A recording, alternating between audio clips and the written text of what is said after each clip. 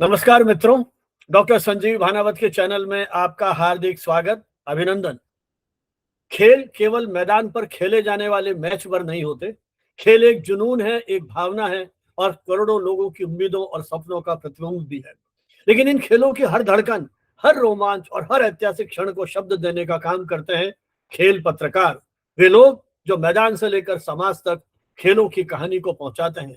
आज हमारे साथ ऐसे ही एक वरिष्ठ और प्रतिष्ठित खेल पत्रकार हैं, जिन्होंने पिछले 4-5 दशकों तक लगातार अपनी लेखनी से हिंदी पत्रकारिता को समृद्ध किया है। उन्होंने खेल जगत की अनगिनत घटनाओं को न केवल देखा है, बल्कि उन्हें अपने शब्दों से इतिहास का हिस्सा बनाया है। आज इस विशेष बातचीत में हम जानेंगे खेल पत्रकारिता की उनकी लंबी यात्रा, उनके अनुभव, उनकी चुनौतियां और खेल जगत की कुछ अनसुनी कहानियां। आइए स्वागत करते हैं वरिष्ठ खेल पत्रकार श्री पदमपति शर्मा जी का। शर्मा साहब, बहुत बहुत नमस्कार और स्वागत है हमारे कार्यक्रम में। नमस्कार नमस्कार। पद्मपति शर्मा जी हिंदी के वरिष्ठ खेल पत्रकारों में अपना एक विशिष्ट स्थान रखते हैं। इन्हें खेल पत्रकारिता के क्षेत्र में द्रोणाचार्य या भीष्म पितामह के रूप में भी जाना जाता है। उन्होंने 4 दशकों से अधिक समय तक खेल पत्रकारिता के क्षेत्र में सक्रिय रहते हुए अपनी लेखनी से खेल जगत की अनेक घटनाओं को शब्द दिए हैं। वे देश के प्रतिष्ठित समाचार पत्रों आज, दैनिक जागरण, अमर उजाला और न जाने कितने अखबारों से जुड़े रहे। साथ ही अनेक टीवी चैनल्स के साथ भी आपका सक्रिय जुड़ाव रहा। अनेक राष्ट्रीय अंतर्राष्ट्रीय खेल आयोजनों की रिपोर्टिंग करते हुए हिंदी खेल पत्रकारिता को आपने समृद्ध किया है। लंबा अनुभव, गहरी समझ और निष्पक्ष दृष्टि के कारण वे खेल पत्रकारिता की दुनिया में बहुत अधिक सम्मान के साथ देखे जाते हैं। आइए चर्चा करते हैं उनके प्रारंभिक जीवन से लेकर के उनकी उस पूरी यात्रा की। तो शर्मा साहब, हम आपके जानना चाहेंगे, आज जब आप पीछे मुड़ के देखते हैं अपने बचपन को, अपने विद्यार्थी जीवन को, तो खेल और खेल के प्रति जो लेखन की आपकी रुचि विकसित हुई है, उसकी कुछ कहानी या वो आज आप जब उस दौर को याद करते हैं तो कैसे याद करेंगे उसे? इसकी चर्चा मैं कई बार कर चुका हूँ, मैंने पुस्तक में भी उल्लेख किया है इसका। जी जी। दरअसल घर में कोई खिलाड़ी तो नहीं था, जी लेकिन खेल के शौकीन लोग थे जो पढ़ते थे, समझते थे और रेडियो पर कमेंट्री सुनते थे। तो हमारे चाचा जी थे, कालांतर में वो दैनिक विश्वामित्र में स्पेशल कॉरेस्पॉन्डेंट रहे। अभी 2016 में उनका निधन हुआ है। जी। तो वो हिंदू अखबार, द हिंदू अखबार घर पे लाते थे और रात को मैं सोता था उनके पास, तो टेबल लैंप जला करके वो रात को द हिंदू पढ़ते थे। और स्पोर्ट्स के शौकीन थे, और स्पोर्ट्स के मामले में आपको बताने की जरूरत नहीं कि वो अखबार उस समय नंबर 1 हुआ करता रहा और आज भी उसकी एक हैसियत है। बिल्कुल बिल्कुल। तो मेरी उम्र शायद 7 साल की रही होगी, हार्डली 6-7 साल की। तो मेरे को तो अंग्रेजी कुछ मालूम नहीं थी, तो वो हमको समाचारों का अनुवाद सुना कर बता करके और फिर हमें स्टोरीज बताया करते थे कि देखो ऐसे हुआ, ये हुआ, वो हुआ, फलानी जगह वहां गए, ये गए। मेरा शौक बढ़ता चला गया और मैं काशी की गलियों में रहने वाला, पक्के महल का निवासी, जहाँ काशी विश्वनाथ हमारे आंगन में था, यानी हमसे 60-70 मीटर दूर था, कुल 60-70 मीटर दूर। और वहां पर जो है एक हमारे दादाजी जो थे, उनके शिष्य लोगों ने उनको एक रेडियो ला के दिया था, कौसर रेडियो नाम था उसका, इंग्लैंड का था वो, और उसमें बैंड वाइज अलग अलग होते थे। तो वहां वो कमेंट्री बैठक होती थी ना, जी पक्के जी। महलों में ड्राइंग रूम नहीं होता, बैठकें होती, आपको आइडिया होगा। जी जी बिल्कुल। तो बैठक में जी बैठक में वो रेडियो रखा रहता रहा और हमारे कुल मिला के 5 चाचा थे, लेकिन 3 चाचा ऐसे थे नीचे, सबसे छोटे उनसे ऊपर, वो लोग इसके बड़े शौकीन थे। तो बैठक में इन्हीं लोगों का वास्ता रहता था। तो कमेंट्री आती थी और मुझे कमेंट्री में केवल 2 चीज समझ में आती थी, एक है जी 4 रन और दूसरा आउट। इसके जी अलावा कुछ समझ में नहीं आ रहा है। 6-7 साल की उम्र, जी लेकिन देखिए जो शौक बढ़ता गया, बातें समझ में आने लगी और जब 12-13 साल के हुए हम, तो मैं और मेरा छोटा भाई आज दुनिया में नहीं है, वो इतिहासकार था और प्रोफेसर था। जी आज 20 साल हो गए उसको गए, लेकिन हमारा लक्ष्मण था वो। तो हम दोनों हमारे ज्ञानवापी पर विश्वनाथ मंदिर के पास में सड़क पे एक कारमाइकल लाइब्रेरी हुआ करती। हम्म वो सुबह 7 बजे खुलती थी। हम्म संजीव जी, मैं 6:30 बजे अपने भाई को लेके पहुंच जाता था कि जैसे जी ताला खुलेगा तो तमाम अंग्रेजी के जो अखबार है उनको मैं हस्तगत कर लूंगा। जी अंग्रेजी हमको कुछ समझ में आने लगी थी और वही मेरा परिचय वो स्वनाम धन्य क्रिकेट समीक्षकों से हुआ, फुटबॉल के, हॉकी के।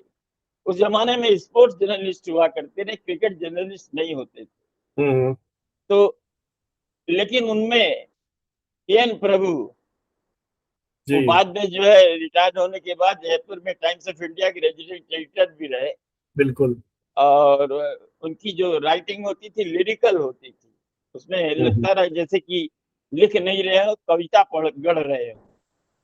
हम्म राजन बाला टेक्निकली बड़े साउंड थे, वो हम्म हिंदुस्तान स्टैंडर्ड में हुआ करते थे। किशोर भिमानी अभी कुछ दिन पहले निधन हुआ उनका, वो स्टेट्समैन में थे। बेरी हम्म सर्वाधिकारी, बिहार से एक अखबार निकलता था उस जमाने में, हम्म द नेशन। तो उसमें वो करस्पॉन्डेंट थे, बाद में उन्होंने सुसाइड कर लिया।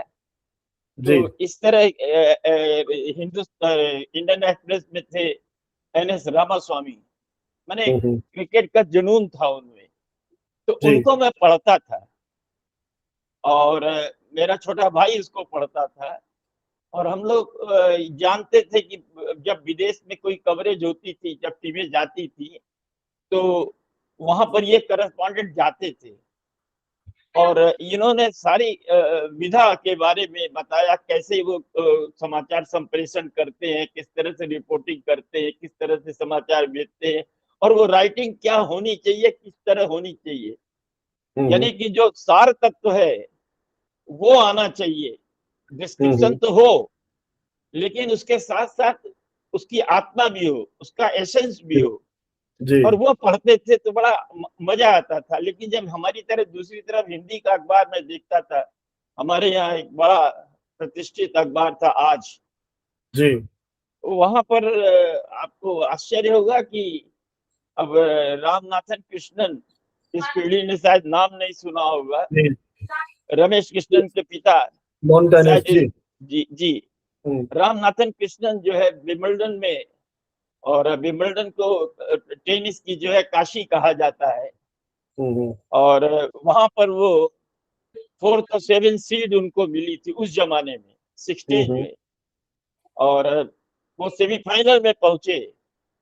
तो हम्म एक डबल कॉलम 10 लाइन का समाचार लगा था कि रामनाथन कृष्णन सेमीफाइनल में, और एडिटोरियल पेज पर एक 2 कॉलम में समाचार था कि हमारे इलाके में लाइट नहीं है। तो हम्म बड़ा मन में पीड़ा हुई, यार ये इतनी बड़ी खबर है ये। अच्छा, दूसरी ओर अंग्रेजी अखबारों में फ्रंट पेज स्टोरी थी, तो मन में यार बड़ी कशक आती थी कि यार ये क्या हो रहा है, क्या हमको कभी मौका मिलेगा क्या? अगर मौका मिले तो मैं बताऊंगा कि हिंदी में भी अंग्रेजी की तरह लिखा जा सकता है। आप उसका निचोड़ किस तरह दे सकते हैं, इसका अंदाज हमें इन महानुभावों को पढ़ने से लग चुका था।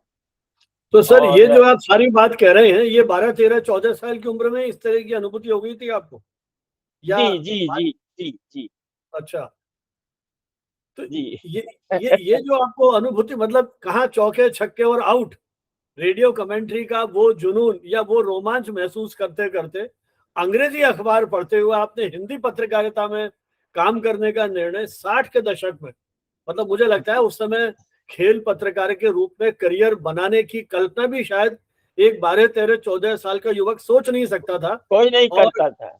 पत्रकारिता के पाठ्यक्रम तो मुझे याद है, शायद वो कमलापति जी ने काशी विद्यापीठ में कहीं शुरू किया होगा। तो कोई पत्रकारिता के स्कूल भी नहीं थे आपके सामने उस समय, जहां कोई आपको ऐसा सवाल ही नहीं पैदा होता, कोई मिल सवाल ही सके। नहीं पैदा जी, होता। तो केवल आपने समकालीन जो अंग्रेजी के वरिष्ठ खेल पत्रकार थे, उनको पढ़ करके ये जी जो संकल्प आपके मन में हुआ, इसके पीछे मतलब जैसे एक तो अभी आपने कहा कि हिंदी में कुछ करने का जुनून, उस रिपोर्टिंग से आप शायद संतुष्ट नहीं थे जो रमेश रामनाथन कृष्णन के बारे में हिंदी में छपा। तो वो जी आप कुछ याद आ रहा है आपको कि पहला अवसर कब मिला आपको इस सारे दौर में खेल पत्रकारिता में एंट्री का, या वो जो पहली रिपोर्टिंग आपने की? हाँ हाँ हाँ। जी। ऐसा था कि मैं ग्रेजुएशन करने के बाद जी। आ, मैं पत्रकारिता में नहीं गया। एक हाँ, हाँ। ट्रांसमिशन लाइन के टूल्स बनाती थी कंपनी, उसमें मैंने अच्छा। एज ए सेक्रेटरी ज्वाइन किया था, मैनेजिंग अच्छा। डायरेक्टर के। बड़ी ऊंची पोस्ट थी। हम्म। और हमारा वर्कशॉप में जो इंजीनियर थे, हम्म। इंजीनियर इंचार्ज, हम दोनों के बीच में काफी घनिष्ठता हो गई थी। हम्म। तो हम लोगों ने जो सोचा कि यार, यहाँ पर ये नौकरी से क्या फायदा, 500 रुपया मिलता है। ये बात बता रहा हूँ आपको 72-73 की। हम्म। तो 500 रुपया उस समय काफी अच्छी तनख्वाह थी, लेकिन हमारा संतुष्टि नहीं होती थी हमको। जी। डीएम की तनख्वाह 250 हुआ करती थी, सोने का हम्म। भाव 200 सवा 200 रुपया 10 ग्राम था, 1 लाख था, 1 लाख जी। 60,000 है। जी। जी। बिल्कुल बिल्कुल। तो ये हुआ कि हम लोग खुद शुरू किया जाए, क्योंकि ड्राइंग जो थी, ट्रांसमिशन लाइन के टूल्स की जो ड्राइंग थी, वो उस इंजीनियर की थी। और विश्वकर्मा था, शर्मा लिखता था, शिवजी शर्मा। हम्म। तो हम लोगों ने कोशिश की कि इसको जो है हम लोग डेवलप करें, खुद अपना काम करें। और पहला ट्राई किया हमने नागालैंड में, कोहिमा में। हम्म। और भगवान की कृपा से हमको वहाँ 2.5 लाख का ऑर्डर मिला। एक नया पैसा कोई घूसखोर नहीं देना पड़ा, जबकि नॉर्थ ईस्ट उस जमाने में मैंने समझ लो अभयारण्य था। एक अच्छा। क्या बोलेंगे आपको एक डीजल इंजन जो था, वो उसकी स्पेयर पार्ट 10-10 करोड़ की खरीद होती थी।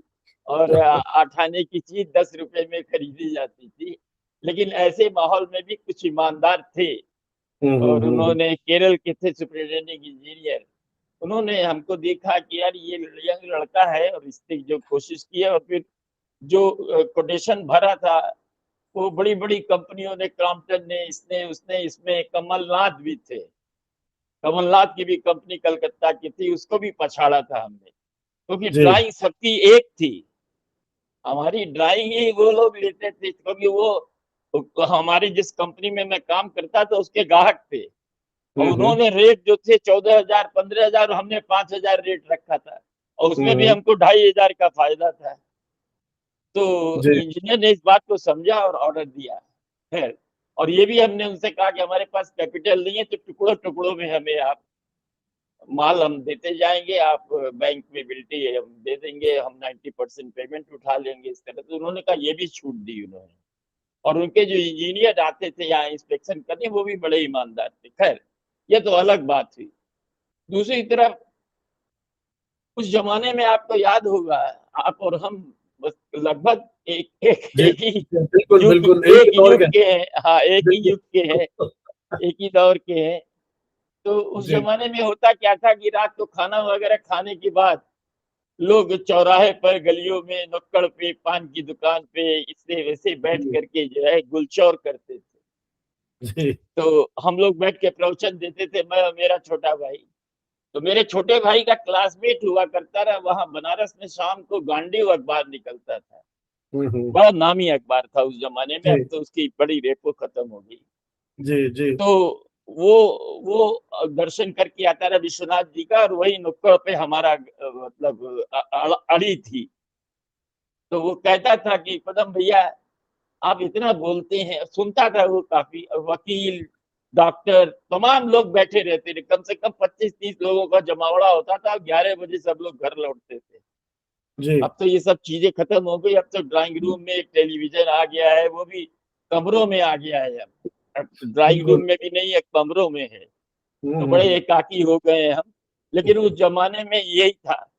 तो कहता था कि आप कीजिए। तो न्यूजीलैंड की टीम आई हुई थी, 76 की बात है। पहला टेस्ट था। हमने कहा अच्छा राजीव, ठीक है, हम करेंगे। और वो अखबार जो था हमारे घर से बहुत पास में था, बहुत दूर नहीं था। जी। तो मैंने ये कोशिश की कि रेडियो से कमेंट्री सुन के, और मैंने वो स्टोरी लिखनी शुरू की। लंच तक की स्टोरी जब हुई तो वहां से चपरासी आया, और उस चपरासी को मैं वो स्टोरी दे देता था। और टी जब होती थी तो टी के समय स्टोरी कंप्लीट कर लेता रहा। खेल खत्म होने के पहले, टी होने के पहले ही मेरी स्टोरी कंप्लीट हो जाती थी। और हम्म। मैं खुद चलता था रेडियो लेके, और अखबार के दफ्तर जाता था। और वहां पर जाकर के खेल खत्म होने के पहले की जो एक इंट्रो होता था वो मैं बना लेता रहा। देख कर एक अंदाज लग जाता था। तो उसका हम्म। इंट्रो खूबसूरत बनाता था और फिलर छोड़ देता था। जी। अगर कोई चेंज हो गया, कोई और ड्रामेटिक चेंज हुआ, तो बात अलग है, तो लिखना पड़ता था। अदरवाइज लिखने की कोई खास जरूरत नहीं पड़ती थी। वो इंट्रो ही हमारा बड़ा पर्याप्त होता था। हम्म। और उसमें सबसे बड़ी बात ये होती थी कि जैसे ही खेल खत्म हुआ वो फिलर भर दिए गए। जी। जो रन, इतना रन बना के खेल ठीक रहे, है। इतना रन बना, टोटल इतना रन बना है। और वो प्रिंटिंग में आधी पौन घंटा। उस जमाने में क्या था कि जो खेल होता था वो लास्ट सेशन 120 मिनट का नहीं होता था, जी। वो 90 मिनट का होता था। और ओवर का भी कोई हिसाब नहीं था कि आपको जो है 90 ओवर 80 ओवर फेंकने ही होंगे, नहीं। 90 हम्म। ओवर फेंकने, अगर ओवर कम हो गए तो कोई बात नहीं है। तो बड़ा संकीर्ण था उस समय वो हिसाब किताब। तो जैसे ही खेल खत्म होता था तो आधे घंटे के बाद, यानी 4 बजे खेल उस जमाने में खत्म हो जाता था, 4 सवा 4 जी। बजे। अब तो 4:30 बजे और 5 बज जाती है। जी। तो वहां पर जो है बाहर जो है जो हॉकर है खड़े रहे, इंतजार करते रहते रहे। पहले दिन तो बड़ी चिल्लपों किया उन्होंने। लेकिन जैसे अखबार बाहर आया और फ्रंट पेज पर डबल कॉलम की लंबी स्टोरी, 2 कॉलम में, जी। माने जो सुबह के अखबार वाले भी नहीं कर सकते थे, वो हम उस समय जो है शाम को आधे घंटे के बाद हम कर दिखाया। और जी। इससे क्या हुआ कि पूरे देश में तहलका मच गया। हम्म। अंग्रेजी अखबार को छोड़ के हिंदी अखबारों को भी सोचना पड़ा कि अरे यार ये क्या हो रहा है। और हम्म। आज अखबार को तो बिल्कुल माथा घूम गया उसका। और उसका मालिक जो था, यंग था, आज भी है, अखबार रसातल में चला गया। उस जमाने में जी। उसकी पूरी दुनिया में ख्याति थी। बिल्कुल बिल्कुल। तो बाबूराव उसने कहा, परांजपे जैसे लोग जुड़े रहे सब। हाँ, इसने कहा कि अरे हम्म। भैया, अच्छा पदम हमारे परिचय था खूब मजे में। और हमसे कहता भी था कि पदम पदम भैया आप 1 घंटा समय शाम को दे दीजिए। हमने कहा यार हमारे पास समय नहीं है। तो बोले 1 घंटा दे दीजिए तो बहुत कुछ कर लेंगे, और आप 1 घंटे बाद चले जाइएगा, तो पार्ट टाइम मतलब। तो हमने मना कर दिया था।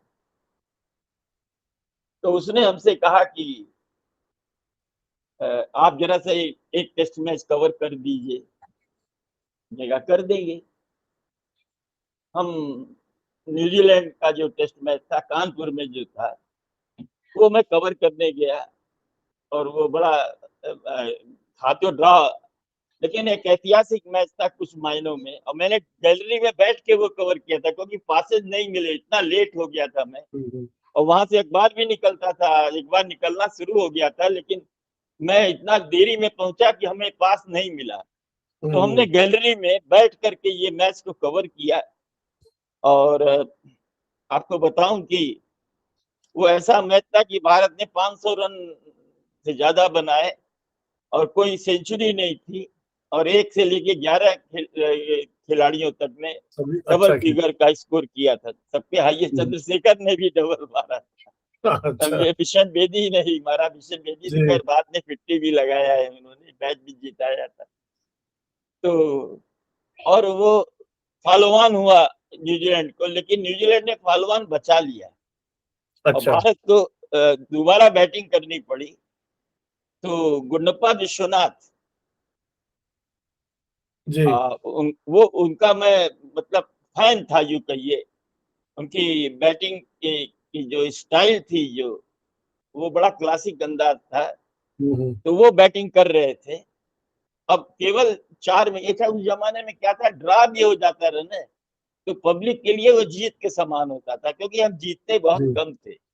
हम जी। अगर ड्रा कर लें तो ये भी हमारे लिए एक बहुत बड़ी उपलब्धि बड़ी होगी। उपलब्धि होती है जी। तो हाँ, तो अब वो रन बना रहे थे। बनाते बनाते क्या हुआ कि अंधेरा हो गया, बाहर जो है स्ट्रीट लाइट जल गई। लेकिन देखिए स्पोर्ट्समैन स्पिरिट न्यूजीलैंड की भी, कि उसने खेल रोका नहीं। अब ये बैटिंग करने वालों को ये प्रिविलेज था कि वो कहेंगे कि हाँ हम करते रहेंगे तो करना होगा। हम्म। और गुंडप्पा विश्वनाथ ने जो है वहां एक सेंचुरी लगाई। वो सेंचुरी आज भी मुझे याद है, इतनी क्लासिक सेंचुरी अंधेरे में। जी। और वो मैच ड्रा हुआ, मैं लौट के आया। तब तक जो है हमारा आखिरी कंसाइनमेंट जो है नागालैंड कोहिमा गया। उस रात को जो है मैं, जो इंजीनियर आया था इंस्पेक्शन करने, हाइड्रोलिक प्रेशर था, कंप्रेशर था 5-5 हजार रुपए के, तो वो करीब 12 कंप्रेशर थे। तो मैं उनको छोड़ने गया मुगल सराय, कालका मेल से वो कलकत्ता जाते थे, फिर वहां से कोहिमा की फ्लाइट मिलती थी। हम्म। तो लौट के जब मैं आ रहा था तो मेरे संग एक पत्रकार थे, गर्मयुग से आए हुए थे, आज अखबार में थे, चीफ सिटी रिपोर्टर थे, चीफ तो बाद में हुए। और हमारे पड़ोसी था, हमारे तीसरे भाई नंबर के भाइयों का मित्र भी था वो। और वो कई बार कह चुका था कि पदम भैया आप चलिए आज अखबार में कीजिए, तो हम मना करते रहे। वो हमारे साथ था। और एक शिशिर गुप्ता थे, वो बहुत बड़ा फिल्म इंडस्ट्री, बंगाल हम्म। की फिल्म इंडस्ट्री का बहुत बड़ा नाम है, आजकल कैंसर है, बेड रिडन है। तो हम तीनों ने खाना ना खाया एक जगह रुक करके बीच में। और 10 किलोमीटर पड़ता है मुगल सराय से बनारस, अब तो उसका नाम दीनदयाल नगर हो गया है। जी। तो रात तो को 2 बजे करीब एक टेलीफोन आता है हमारे पड़ोस में। उस जमाने में मोहल्ले में एक टेलीफोन हो जाए तो बहुत बड़ी बात थी। बिल्कुल। आजकल तो एक 12 वर्ष के बच्चे की जेब में भी मोबाइल है। जी। और वो फोन आया कि शिवजीत का तो जो निधन हो गया दुर्घटना में, हमारे पार्टनर का। ओहो। वो बेचारा 4 महीने कहीं घर गया नहीं था, मिर्जा मुराद में घर था, बुलेट बहुत तेज चलाता था। हम्म। पीडब्ल्यूडी ने एक रोड पे जो है खोद रखा था, जो उसका साइन था वो हट गया था, और वो हम्म। सीधे 10 फीट गहरे उसमें गड्ढे में गिर गया और पड़ा हम्म। रहा। 11 बजे 12 बजे किसी लड़के ने, एक छात्र ने जो है उसकी आवाज सुनी, और उसके बाद जो है उसको ले जाया गया, लेकिन ही वाज नो मोर, और मेरी दुनिया अंधेरी हो गई। हम्म। अब मैं क्या करूं। अच्छा वो कहता था हमसे कि पार्टनरशिप डीड बना लो, पार्टनरशिप, हमने यार जब मिल गई गाड़ी एक ले, ये हो अपनी भाषा में बनाती काशिका में, गाड़ी ले एम्बेसडर 20,000 की मिलती थी उस समय। तो जब हम्म। मिली तो ले जाए आराम से, बनी, कोई दिक्कत नहीं है। लेकिन हमें क्या मालूम था कि ऐसा हो जाएगा। और उसके जो भाई भाई थे बिल्कुल निरक्षर, महोपाध्याय। तो मैं परेशान हो गया।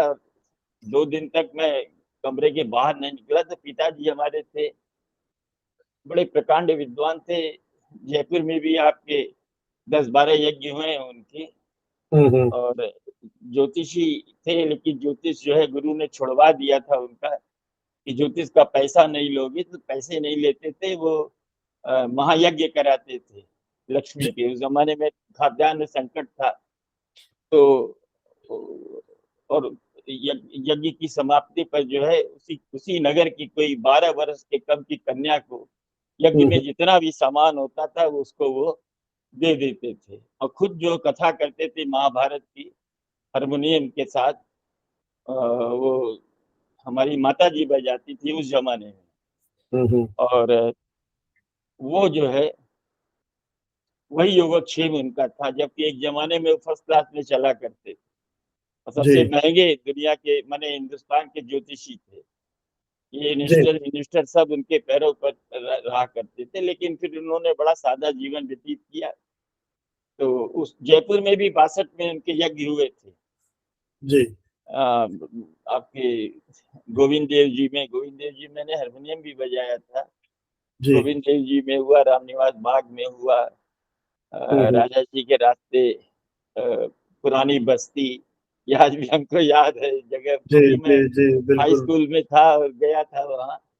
हम्म, तो गर्मी की छुट्टी थी, तो कई जगह मुझे मालूम है उनके। चौड़ा रास्ता पे भी हुआ था बिल्कुल बिल्कुल। और मंदिर है शिव जी का, वहां पर हुआ था पूरा उसका। जयपुर मुझे लग रहा है आपके आंखों के आगे से गुजर रहा है इस जी समय। जी जी, तो जौहरी सर मैं ये बाजार। जानना चाहूंगा कि जैसे जी आपने कहा कि रेडियो पर पहला आपने गांडीव के लिए रिपोर्टिंग की, कमेंट्री सुनते हुए, और दूसरा मैच कानपुर में होता है और अखबार ने आपको कानपुर भेज दिया। जी। अच्छा, आपने जैसा बताया अपने प्रारंभिक जीवन के बारे में कि बेसिकली आप रेडियो सुनते रहे और अखबार पढ़ते रहे, क्रिकेट कभी खेला नहीं आपने, या खेले भी थे स्कूल में आप? मैं रणजी स्तर तक खेल सकता था अगर बनारस डिवाइड न होता। मैं एक विकेट कीपर बैट्समैन था अच्छा, और तो मैदान में तो आप रहे। 20-15 बरस तक तो मैं समझ लीजिए कि लीग क्रिकेट खेलता रहा, प्रोफेशनल क्रिकेट मैंने खेली है। अच्छा और अच्छा अच्छा। मैं विकेट कीपर था और बल्लेबाज था। पैड मेरा स्पेशल बनता था कि टॉस हारेंगे चाहे जीतेंगे, बैटिंग होगी या फील्डिंग होगी, पैड तो हमको पहने ही रहना है। अच्छा, तो तब तो ये कानपुर रहा। जाते समय तक आप क्रिकेट के शब्दावली से परिचित थे, मतलब पूरा खेल को आप। क्रिकेट खेलता था मैं भाई, अच्छा अच्छा अच्छा अच्छा। मैं क्रिकेट खेलता था। मैं क्रिकेट क्यों, अच्छा मैं बैडमिंटन खेलता रहा 5 गेम। मैं सवेरे मेरी जो वर्जिश थी वो बैडमिंटन से थी। मैं नेट अच्छा नहीं करता रहा, जिस दिन मैच होता रहा मैं वहां जाकर के नेट नहीं करता था। मैं सुबह 5 गेम डबल्स खेलता था पसीने पसीने होके, तो मेरा वो रियाज हो जाता रहा और वो काम मैंने 50 वर्षों तक किया है। वाटर अच्छा अच्छा। पोलो, वाटर पोलो मैं खेलता था। हमारे गंगा जी थे वहां, वाटर पोलो का हम लोग को सामान मिला था। लंबी कहानी है, बताने जी लगेंगे जी। तो सुबह हो जाएगी। तो अच्छा, ये बताइए कि अब आप जब खेल पत्रकारिता में आपने मुकाम हासिल किया, आपने अपनी पूरी जीवनी लिखी, किताब लिखी, उस समय जब आपने पत्रकारिता शुरू की और आज का दौर देख रहे हैं, किस तरह की कठिनाइयों का सामना आपको उस समय करना पड़ा? आज तो चीजें बहुत सहज होती जा रही हैं, उस समय किन कठिनाइयों का सामना किया आपने? बहुत जबरदस्त। उस जमाने जी। में देखिए, जो संचार माध्यम थे वो बहुत ही पिछड़े हुए थे।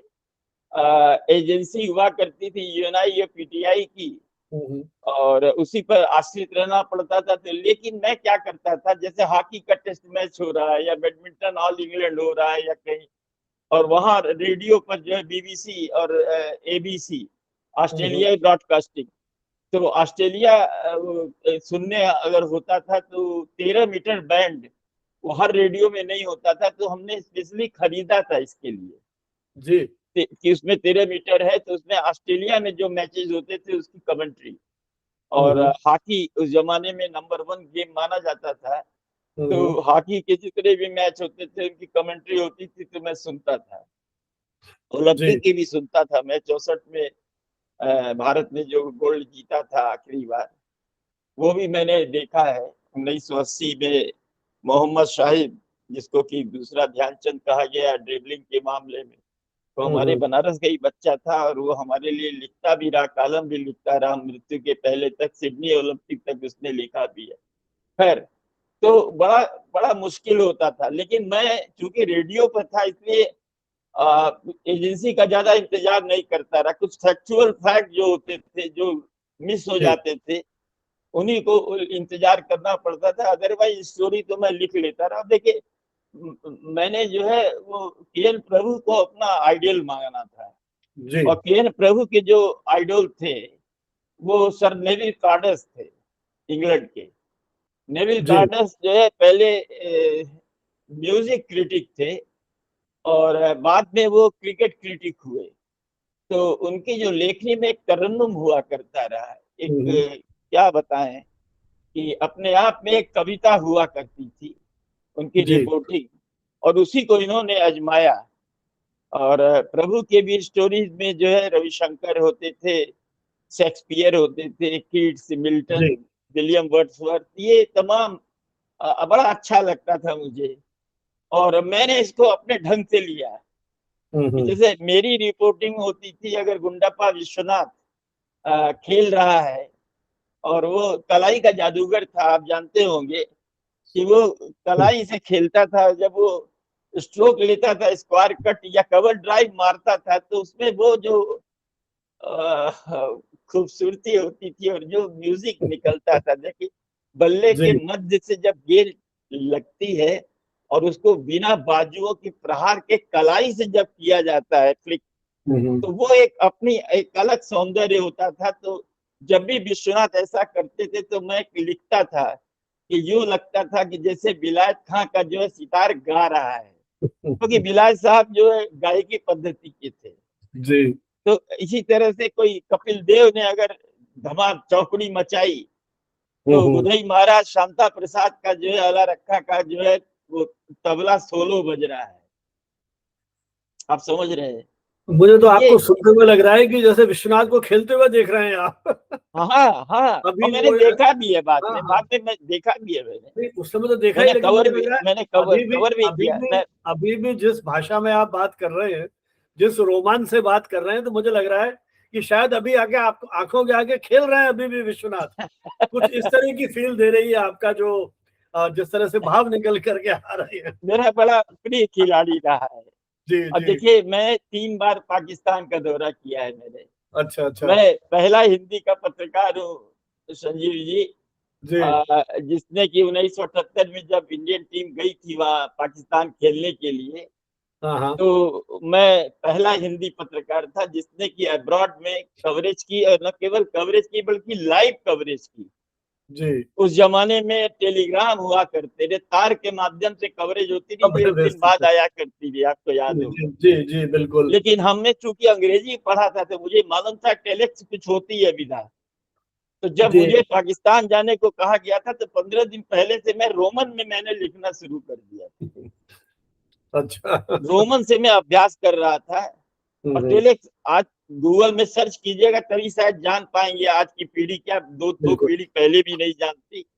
बिल्कुल। वो एक मशीन होती थी टेलीप्रिंटर टाइप की, उसमें टेलीफोन जी। लगा होता था। और जहां आपको करना है वहां भी ये टेलेक्स होना चाहिए, वहां भी। तो बिल्कुल। वो नंबर डायल होता था, और वो नंबर वहां पर जब जाता था तो खटखट खटखट आवाज आती थी, यस ओके आप दीजिए स्टोरी। और पहले से उसको पंच किया जाता था स्टोरी को। वो जी। ऑपरेटर जो होता था वो पंच कर लेके रख लेता रहा, और वो सीधे वो पंच जो है इंसर्ट कर देता था, और दर दर दर दर दर दर दर दर वो स्टोरी जाती थी, बड़ी महंगी भी होती थी। जी। अरे कि एक एक मिनट का 22 रुपया कितना लगता था उस जमाने में, बहुत जी महंगा था। तो जी बिना पैसे की आठाने में भी 1 रुपये में भी आप 1000 पेज की स्टोरी भेज सकते हैं एजेंसी के थ्रू। खैर, तो बड़ा जी। बड़ा कठिन था हिसाब किताब। तो जब जाने लगा मैं, तो हमारे संपादक जी ने कहा, बहुत बड़े विद्वान थे विद्या भास्कर जी, आंध्र के थे, लेकिन क्या बात है, उनकी विद्वता आज भी मैं उनको नमन करता हूँ, प्रणाम करता हूँ। कि पदम जी आप चिंता मत कीजिएगा, आप रात को 10 बजे अपना खाना ना खा के बैठिएगा, एक बढ़िया सी स्टोरी लीजिएगा, दूसरे दिन हम लोग उसको छापेंगे। तो मैं मनी मन हंसा, मैंने कहा मैं कुछ कल करके दिखाऊंगा। और 14 या 15 अक्टूबर 78 की बात है कि पाकिस्तान से मैंने कर्टन रेजर भेजा। पहला टेस्ट मैच था फैसलाबाद में, जिसको पहले लायलपुर कहा जाता था, जो अनाज की बहुत बड़ी मंडी थी, और अपने शीतला माता का बहुत बड़ा स्थान था, जहां लोग जाग चढ़ाने जाते थे, मुंडन वगैरह वहीं होते थे। और बाद में फैजल शाह फैजल जो था, उसके नाम से ये स्टेडियम बना था। तो फैसलाबाद उसका शहर का नाम ही फैसलाबाद हो गया, और स्टेडियम का नाम इकबाल साहब के नाम से, सारे जहां हम्म। से अच्छा। जी। तो मैंने कर्टन रेजर जो है भेजा। तो टाइगर पटौदी जो थे, नवाब मंसूर अली खान पटौदी, आज की पीढ़ी जी। शायद जानती होगी कि सैफ अली खान के पिताजी, हाँ, उनके लेकिन बच्चों को जानती है पीढ़ी। हाँ, हमारी किताब में जी। अगर कोई इंडिया का बेस्ट ऐसा कैप्टन है कि जिसने टीम को प्रोफेशनल बनाया, उसका नाम और कोई नहीं, नवाब मंसूर अली खान पटौदी ही था।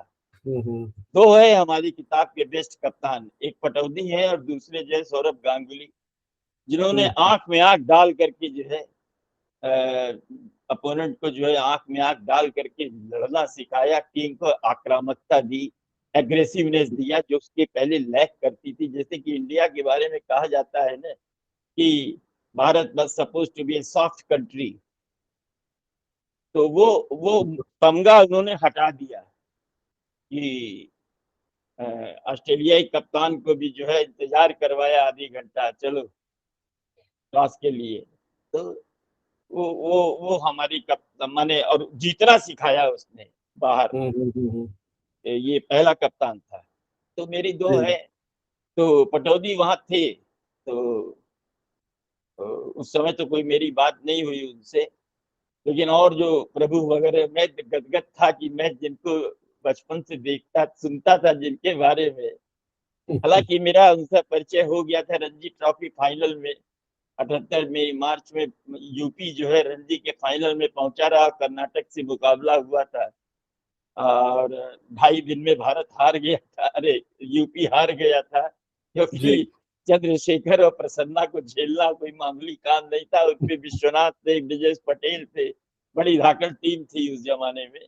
जी। तो हाँ जी, तो लेकिन जब मैं स्टोरी भेज रहा था तो प्रभु ने कहा कि मे आई सी योर स्टोरी, अब यस ऑफ कोर्स। तो उन्होंने पढ़ा और पढ़ के उनकी आंख जो है चमक गई और उन्होंने कहा यार देखो, मैं हिंदी तो नहीं पढ़ सकता, लेकिन तुम्हारी रोमन पढ़ के लगा कि तुम तो, हमको लग रहा है कि हमारा हम के प्रभु लिख रहा है। अरे हमने कहा नहीं सर, आपकी इतनी बड़ी महानता है, आपने जो है दिया। खैर मैं स्टोरी मैंने जब भेजी तो कहा, तो आज अखबार में इंतजार हो रहा था कि दूसरे दिन आएगी, और कहा आज 4 बजे शाम को जब स्टोरी पहुंच गई तो जो जनरल मैनेजर था, जब मशीन बोली कि पद्मपति शर्मा फ्रॉम फैसलाबाद, तो वो पागल हो गया, दौड़ा हुआ गया, कागज तो पन्ना फाड़ करके और ले गया बॉस के यहाँ, जो शेर बच्चा कहते थे सत्येंद्र कुमार गुप्त, उनके यहाँ ले गया। उनका लड़का था हमारा मित्र, वो तो खैर बहुत बड़े आदमी थे। भैया जी, अरे पद्मपति की तो जो स्टोरी आ गई है, ठीक है बाबा। अच्छा। और आप विश्वास कीजिएगा कि उस पर जो है उन्होंने 100 रुपए का जो है लड्डू मंगाया। उस जमाने में 2 रुपए का देसी घी का लड्डू मिलता था 1 किलो, अच्छा। और पूरे ऑफिस को जो है 200-250 लोगों ने वो लड्डू खाया। और सवेरे जो है अखबार में फ्रंट पेज पर हमारी स्टोरी जब आई तो पूरे हिंदी के पाठकों के लिए खुशी का ठिकाना नहीं था कि एक आदमी पहुंचा है, वो भी पद्मपति पहुंचे हैं और उन्होंने इस तरह की स्टोरी लिखी है। तो आप सोचिए कि कितना बड़ा अजूबा था। और उसमें लिखा गया था पद्मपति शर्मा विशेष संवाददाता टेलेक्स सेवा द्वारा। आज की विशेष टेलेक्स सेवा, अरे आज की कहीं नहीं थी भाई। वो टेलेक्स तो जो है वो गवर्नमेंट का था। खैर, तो यहाँ से मेरी यात्रा शुरू हुई। फिर पहला दिन जब टेस्ट मैच का हुआ और पटौदी हमारे बगल में थे, प अल्फाबेट था, तो हमारा और उनका, तो हमसे पूछा कि पदम आप कहाँ से हो? मैंने कहा बनारस से। अच्छा बनारस, कौन सा अखबार? हमने कहा आज। बट आज, हमने कहा आज मीन्स टुडे, टुडे। अच्छा। तो हंसा, बड़ा रिजर्व रहता था ना, और उसकी बड़े इम्प्रेशन मैंने इमोशंस थे, वो बड़ा इमोशनल हो गया रहा। जो कपिल की गेंद उसने पहली देखी तो कहा कि हाथ पकड़ा हमारा कि हमको ये नसीब नहीं हुआ ऐसा गेंदबाज, नहीं तो हमारे आंकड़े कुछ और होते। खैर, और शाम हुई तो मैंने स्टोरी कंप्लीट की तो उसने कहा कि मैं तुम्हारी स्टोरी देखूं? हमने कहा बिल्कुल देखिए। और उन्होंने देखा, स्टोरी देख के बहुत खुश हुए। तो यार तो तुमने ऐसी राइटिंग लिखी है कि हिंदी में तो कोई लिखी खैर छोड़िए उसको, अपने मुंह से क्या बोलना। और तो मेरी दोस्ती होती गई जी और फिर वो रेसिप्रोकल बेसिस पर हमारे लोगों का अखबार आदान प्रदान होता रहा। आनंद बाजार की वो स्पोर्ट्स वर्ल्ड मैगजीन थी जी जिसके कि वो चीफ एडिटर हुए थे।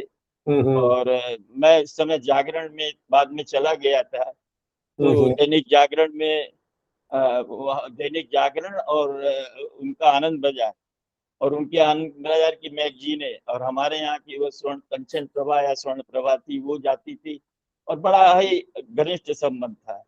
और हम्म, पटौदी ने हमसे कहा भी कि पदम, तुमको मैं पढ़ता हूँ यार, तो मुझे बड़ा अच्छा। टेनिस की स्टोरी भी हमारी 2-2 ढाई-ढाई कॉलम की होती थी, बड़ी बड़ी।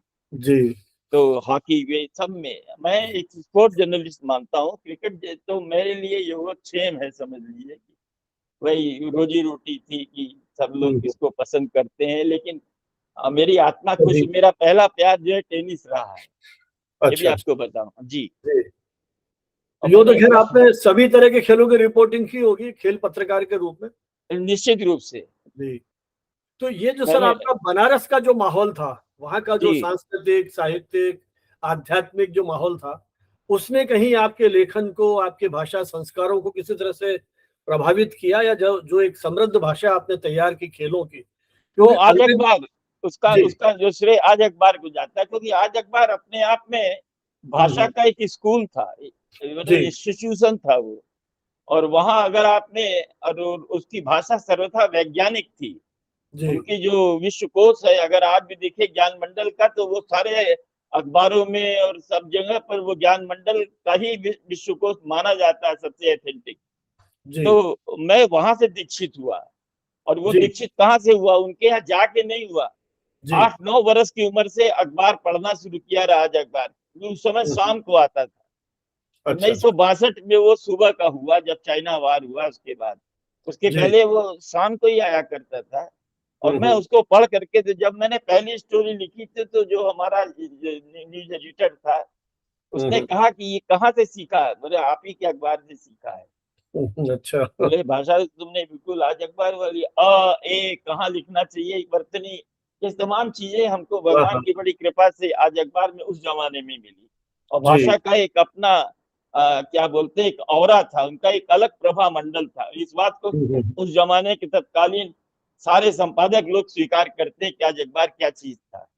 जी। तो सर उस दौर में आपके प्रतिस्पर्धी कौन-सा ऐसे प्रमुख समाचार पत्र थे जो कहीं खेल पत्रकारिता की दृष्टि से पढ़े जाते थे, या कहीं उनका कोई सम्मान या मान्यता उस तरह की थी? जैसे आपने स्पोर्ट्स वर्ल्ड की बात की, अंग्रेजी में स्पोर्ट्स वीक निकलती थी, हिंदी में खेल खिलाड़ी और कई पत्रिकाएं उस समय निकला करती थी। धीरे वो धीरे अभी भी सब वो जी लगभग काल ऐसा, कलवित हो गई है नहीं के बराबर है ना? देखिए तो ऐसा था कि हाँ, अखबारों में मैं किसी को अपना कंपटीटर नहीं मानता था, हिंदी अखबारों में। जी क्योंकि कोई भी जो है इस तरह की राइटिंग नहीं लिखता था। जी लेकिन एक एक एक आज अखबार का या जागरण का युग है। जागरण में मैंने 17 साल बिताए। हम्म, तो जब ये मेरा गया, अच्छा मैं क्या करता था कि बाहर जाता भी था, और नहीं भी गया तो मेरे करस्पॉन्डेंट वहां रहते थे, जी बंगला के। वो लोग हमें स्टोरी भेजते थे। जैसे अब आप सोचिए कि मैं अमर उजाला मैंने बाद में ज्वाइन किया जब, तो 18 हम्म, महीने में 1 करोड़ 60 लाख रुपया केवल उनको स्पोर्ट्स पेज से मिला, हम्म, स्पॉन्सर पेज से जी। जी गॉडफ्रे फिलिप्स, उस जमाने में सिगरेट पर बैन नहीं था, तो पनामा सिगरेट वाले जो मोदी है, ललित मोदी इसके पिताजी वगैरह, इनको मैंने खुद जा करके प्रेजेंटेशन दिया। तो उन्होंने कहा हमसे कि अरे भाई ये फुटबॉल है यहाँ पर। तो हमने कहा सही है, बनारस में नेशनल संतोष ट्रॉफी हुई थी और दर्शक कम थे, पत्रकार ज्यादा थे। लेकिन आप ये क्या करिएगा, आप ये मत सोचिए कि वो इंडियन फुटबॉल है। वो जो फुटबॉल वर्ल्ड कप देखेंगे आप, तो उसमें वो रोमांच मिलेगा जो शायद कहीं और रोमांच नहीं है। इसीलिए दुनिया का सबसे लोकप्रिय खेल, और मैं आपको साबित करके दिखाऊंगा। मेरी ये योजना है, इस तरह से आप अमल कीजिए। आप विश्वास कीजिए, करीब करीब 2.5 लाख लीटर आए। एक गाड़ी थी 5 लाख रुपए की, 30 लाख रुपया नगद दिया था उन्होंने, 5 लाख की एक गाड़ी वो हम लोगों ने लॉटरी से निकाली थी एक पाठक को। और सिगरेट का वो कवर भेजना होता था। बड़ा मतलब उसके बाद उन्होंने एशियन गेम्स भी लिया, फिर वो वर्ल्ड कप क्रिकेट भी चाहते थे 99 वाला। तो हमने कहा कि मैं 1 पेज आपको दूँगा, 2 पेज नहीं दूँगा। दूसरा पेज हमारे बॉस थे, आज दुनिया में नहीं है, बहुत 52-50 की उम्र में अतुल माहेश्वरी का निधन हो गया। जी और मेरे को बड़ा अफ़सोस है आज भी, और उनको छोड़ा ये भी बहुत बड़ा अफ़सोस है, क्योंकि मैं हिंदुस्तान में फिर चला गया लालच में आकर के कि 12 लोगों को हमारे इन्होंने साथ में हमारे बुला लिया, और शायद उनका उद्देश्य जो है अमर उजाला को तबाह करना था। खैर, तो हमसे बोले कि पदम जी आपने क्या कहा? हमने कहा देखिए भाई साहब, आपके जो एडवर्टाइज़र हैं, वो भी परेशान हो रहे होंगे, तो आप उनको दीजिए ये दाहिना पेज, जी और जी बायाँ पेज जो है वो 1 पेज हम स्पॉन्सर कर देंगे। तो गॉडफ्रे फिलिप्स राज़ी नहीं हुआ, पनामा वाले। तब हम लोगों ने जो है प्रिया गोल्ड बिस्कुट जो थी, जी उसको अप्रोच किया, और उसने तत्काल वो 35 लाख रुपए दिए, और इधर इन्होंने करीब 50 लाख रुपया इससे कमा लिया। तो कुल मिला के 1.5 करोड़ के करीब, ज़्यादा ही उससे 3, अब जी कभी न पहले ऐसा हुआ था, न कभी बाद में हुआ, न होगा। जी क्योंकि अब जब फुटबॉल की कवरेज पेरिस में जब फुटबॉल हुई थी, वो 98-99 वाली, 98 में शायद थी। तो अब मैराडोना का इंटरव्यू है, पेले का इंटरव्यू है। उस ज़माने के जो मूर्धन्य खिलाड़ी थे, उनके अलग-अलग इंटरव्यू, अलग-अलग स्टोरी, झलकियाँ तमाम। देवाशीष दत्ता था, आज आजकल अखबार में वो हमारा बिल्कुल बड़ा जिगरी है, आज भी है हमारा जिगरी। तो वो वहाँ से स्टोरी भेजता था, उसको मैं पैसे दिलवाता था।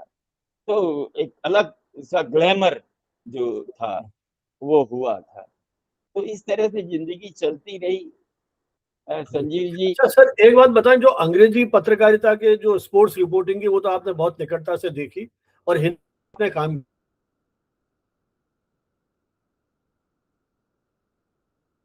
किया। हिंदी खेल आओ। पत्रकारिता के मतलब उसको आप तुलना करते हैं, तो हिंदी पत्रकारिता को कहाँ देखते हैं, जहाँ के प्रभु जैसे वरिष्ठ खेल पत्रकार थे, एडिटर थे, वहां जब आपने दौर शुरू किया, नए एक तरह से प्रयोग किए आपने, तो वो जो आपके सारे प्रयोगों की सफलता, उस पूरे परिप्रेक्ष्य को आप किस तरह से मूल्यांकित करेंगे?